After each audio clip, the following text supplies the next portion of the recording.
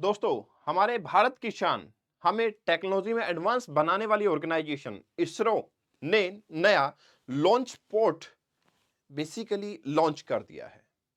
अब सवाल ये है कि नए लॉन्चिंग स्टेशन की हमें रिक्वायरमेंट क्यों पड़ी और क्या नए फीचर देखने को मिल रहे हैं। इंपॉर्टेंट ये भी है कि ये जो नया लॉन्च स्टेशन होगा, ये हमें काफी ज्यादा एडवांटेजियस होगा प्रीवियस श्रीहरिकोटा से। अब सवाल ये है कि सर ऐसा कैसे हो सकता है? क्या नई चीजें हैं जो वहां नहीं थी, या फिर क्या कोई ऐसी प्रॉब्लम वहां पे थी जिसकी वजह से हमने यहाँ पे अपना लॉन्चिंग स्टेशन जो है नया लॉन्च किया है? तो चलिए जानने की कोशिश करते हैं, अंडरस्टैंड करते हैं सभी चीजों को डिटेल के अंदर। देखिए, इसरो के चेयरमैन श्री एस सोमनाथ जी ने ये इन्फॉर्म किया लास्ट वीक कि it may take up to 2 years. क्या करने में?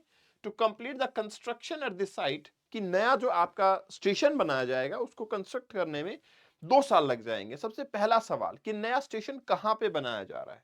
तो कुलाशेखरपट्टनम रीजन, आपके तमिलनाडु के अंदर थूथुकुडी रीजन के अंदर ये बनाया जा रहा है नया आपका पोर्ट जो इसरो डेवलप करेगा। 986 करोड़ की इन्वेस्टमेंट इसके ऊपर देखी जाएगी। ये हमारा फाउंडेशन स्टोन रखा गया है, ये हमारा सेकंड रॉकेट लॉन्च पोर्ट जो है वो देखने को मिलेगा। मैं आपको लोकेशन वाइज दिखाता हूं, let me show you over the location. यहां देखिए, दिस इज द एरिया जहां पे हमारा सेकंड स्टेशन बनाया जाएगा, और उससे पहले हमारे पास यहां ऑलरेडी ही हमारा launch station Sriharikota already available है। अब सवाल ये है कि ठीक है, नया लॉन्चिंग स्टेशन हमने प्रपोज कर दिया, उसका पर्पज क्या है? देखिए, सबसे इंपॉर्टेंट बात यह है कि आपने थोड़े टाइम पहले ये सुना होगा कि हमने इसरो की एक कमर्शियल ब्रांच अंतरिक्ष उसको लॉन्च किया था। उसका पर्पज क्या था? कि जो भी कमर्शियल पर्पज से व्हीकल्स लॉन्च करने हैं, तो उसको हम ज्यादा से ज्यादा तवज्जो दे सके। मान लो कोई प्राइवेट ऑर्गेनाइजेशन है, वो चाहती है अपने सैटेलाइट को लॉन्च करना, तो क्यों ना इसरो इस चीज को फैसिलिटेट करे। और इसरो ये सिर्फ इंडिया तक लिमिटेड नहीं रखता, इट्स अ कमर्शियल ब्रांच जो कि वर्ल्ड वाइड ये फैसिलिटी प्रोवाइड करती है। अब आप समझ सकते हैं, अगर श्रीहरिकोटा एक ही लॉन्चिंग स्टेशन होगा हमारे पास, तो वर्ल्ड वाइड अगर हमें ये फैसिलिटी देनी है, तो डेफिनेटली हमारे लिए ये काफी प्रॉब्लम वाली बात हो सकती है। दैट्स व्हाई यहां पे हमें नया लॉन्च पोर्ट देखने को मिला। अब इंपॉर्टेंट क्या है? ये जो नया लॉन्च पोर्ट है, वो मेनली प्राइवेट प्लेयर्स के लिए ही होगा। एक शार्प जो है नंबर ऑफ कमर्शियल लॉन्चेस जो है वो डेफिनेटली राइज हो रहे हैं। दैट्स व्हाई स्पेस एजेंसी ने ये डिसाइड किया कि क्यों ना हमारे पास एक अनदर फैसिलिटी हो, ताकि हमारे पास प्रमोशन जो है देखने को मिल सके। श्रीहरिकोटा जो है आपका will be the only used for launching bigger and heavy satellites, और जो आपका कुलाशेखरपट्टनम रीजन के अंदर होगा वो स्मॉल स्केल सैटेलाइट्स को लॉन्च करने के काम आएगा। जो आपका श्रीहरिकोटा के अंदर जो लॉन्चिंग स्टेशन होगा आपका, वो मून, वेनस या फिर ह्यूमन फ्लाइट मिशन, गगनयान, इन सब के लिए हम यूज करेंगे। प्राइवेट प्लेयर्स के लिए अब हम नए लॉन्चिंग स्टेशन को यूज करेंगे। एक और इंपॉर्टेंट चीज ये है कि इससे हमारे पास जो कमर्शियल डिमांड है डेफिनेटली वो बढ़ेगी, और आने वाले टाइम पे इंडिया उस डिमांड को, उस मार्केट की रिक्वायरमेंट्स को फुलफिल कर पाएगा।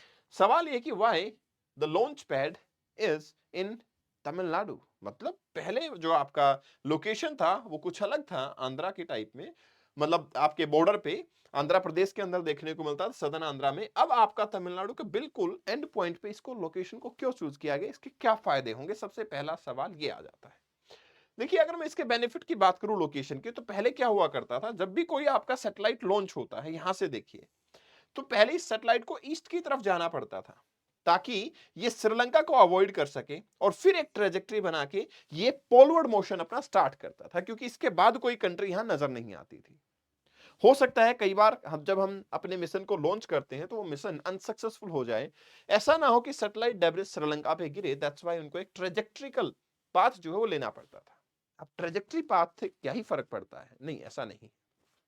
देखिए, जो भी आपका लॉन्चिंग स्टेशन होता है ना, उस पे जो आपका लॉन्चिंग व्हीकल है, उसमें दो ही चीजों का वेट होता है, या तो सैटेलाइट का वेट होता है या फिर फ्यूल का वेट होता है। अब अगर हमें एक्स्ट्रा से पाथ ट्रेवल करना पड़ेगा, तो डेफिनेटली हमारा फ्यूल कंजप्शन ज्यादा होगा। फ्यूल कंजप्शन का मतलब ज्यादा वेट लेके आपके लॉन्चिंग पैड को जाना पड़ेगा। अब सवाल यहाँ पे ये है कि अगर यहाँ पे हमारा स्टेशन डेवलप हो जाता है टुटिकोरिन रीजन के अंदर, डायरेक्टली हम जा पाएंगे यहाँ पे, और यहाँ हमें किसी कंट्री को अवॉइड करने की जरूरत नहीं, क्योंकि कोई कंट्री है ही नहीं है सच।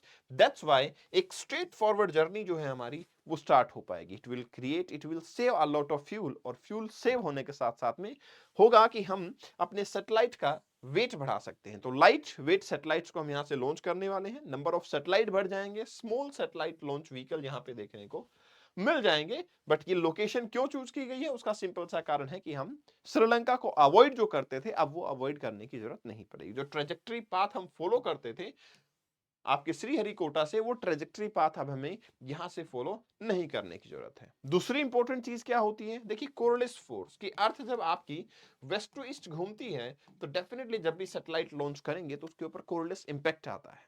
नाउ इंपॉर्टेंट थिंग इज, जितना हम इक्वेटर के पास होते हैं कोरियोलिस फोर्स उतना ही कम होता है, तो डेफिनेटली सदर्न पार्ट की तरफ जाना हम कोरियोलिस फोर्स को कम कर पाएंगे, because we are going closer to the equator. That's why that is equally important. अब सवाल ये है कि स्टेटस क्या है, मतलब किस लेवल तक डेवलपमेंट हो चुकी है। तो देखिए तमिलनाडु गवर्नमेंट ने 2000 एकड़ लैंड एक्वायर की थी, जो कि आपका कुलशेखरपट्टनम रीजन के अंदर, जो कि आपने इसरो को दे दी गई है वो लैंड, कि आप यहाँ पे अपना लॉन्चिंग स्टेशन डेवलप कर सकते हैं। अब सवाल ये है कि जो SSLV है ये क्या होते हैं और इनका यूज क्या है। स्मॉल स्केल सैटेलाइट की जो मैं बात कर रहा हूं, तो ये क्या होते हैं, ये बेसिकली एक ऐसे सैटेलाइट जिनकी जो साइज है वो बहुत कंपैरेटिवली कम ही होता है, जिनका वेट जो है 10 to 500 kg, इससे ज्यादा नहीं देखने को मिलता है।